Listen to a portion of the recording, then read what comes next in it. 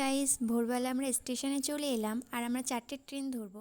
আর এদিকে আমি ট্রেনে উঠে গেলাম আর এটা ছিল আমাদের গ্রুপ আর আমরা যাচ্ছি মায়াপুর।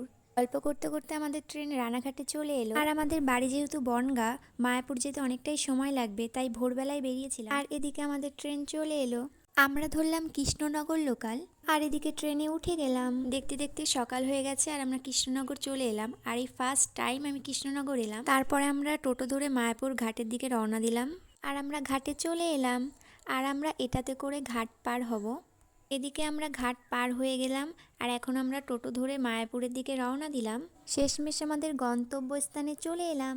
আর এই প্রথমবার আমি মায়াপুরে এলাম, তবে এখানকার পরিবেশটা এত সুন্দর, এখানে না আসলে বুঝতামই না, একটা আলাদাই শান্তি। আমরা যেহেতু একদিন থাকবো তাই এই নিত্যানন্দ কুটিরে ছিলাম। আর এদিকে আমরা ফ্রেশ হয়ে খাওয়া দাওয়া করে বেরিয়ে পড়লাম।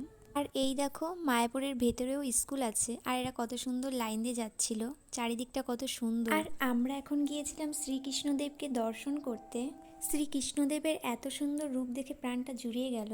তারপরে আমরা একটা টোটো ভাড়া করে বেরিয়ে পড়েছিলাম আর মন্দিরগুলো দর্শন করার জন্য। আর এই যে দেখতে পাচ্ছ একটা পুকুর, এর ভিতরে কত বড় বড় মাছ দেখো। এগুলিকে কি মাছ বলে আমি ঠিক জানি না, তবে এটি একটি মন্দিরের পুকুর। চারিদিকের পরিবেশটা এত সুন্দর, এক এক করে আমরা সব মন্দিরে গেলাম। এটা ছিল দামোদর মাস আর আমরাও দামোদর মাসে দামোদর ব্রত পালন করেছিলাম।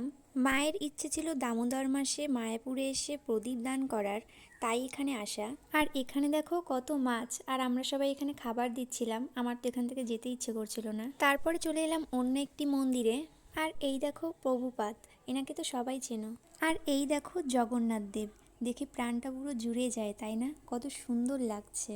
জগন্নাথ দেবকে দর্শন করে আমরা বেরিয়ে গেলাম অন্য একটি মন্দির দর্শনের উদ্দেশ্যে। এই দেখো মন্দিরটা কত সুন্দর, তাই না? ভেতরে ক্যামেরা অ্যালাউ ছিল না, ভেতরের জিনিসগুলো অনেক সুন্দর ছিল। আর এদিকে দেখো সন্ধ্যেবেলা চারিদিকে আলো জ্বলে উঠেছে, কত সুন্দর লাগছে, তাই না? মায়াপুরের ভেতরে সব খাবারই নিরামিষ আর আমরা 1 মাস ধরে নিরামিষ খাচ্ছি, তাই এখানের খাবারে কোনো প্রবলেম ছিল না। আমাদের বাড়ির ওখানে নিরামিষ খাবার তেমন পাওয়া যায় না। সন্ধ্যাবেলায় খাওয়া দাওয়া করে আমরা বেরিয়েছিলাম কেনাকাটা করতে আর সেখানে গিয়ে দেখি হঠাৎ ওখানে মালা, তো মালা আসবে আমি জানতাম না। তারপরে মালাকেও একটু ভিডিওর মধ্যে নিলাম। সারাদিন অনেক ঘোরাঘুরি করেছি, এখন ঘুমাবো বলে ঘরের দিকে গেলাম। ভোরবেলায় ঠাকুর দর্শন করে আবার বেরিয়ে পড়লাম ঘোরার জন্য। আর এই দেখো গরুটা কত সুন্দর, ওর অত বড় শিং থাকা সত্ত্বেও কিছু বলছে না। আর এদিকে দেখো আমি তিলক পরছিলাম আর আমরা বাড়ি যাওয়ার জন্য বেরিয়ে পড়েছিলাম। তিলক পরে আমাকে কেমন লাগছে? সো ভিডিওটা এখানে স্টপ করলাম, দেখা হবে আবার কোনো নেক্সট ভিডিওয়ে। টাটা।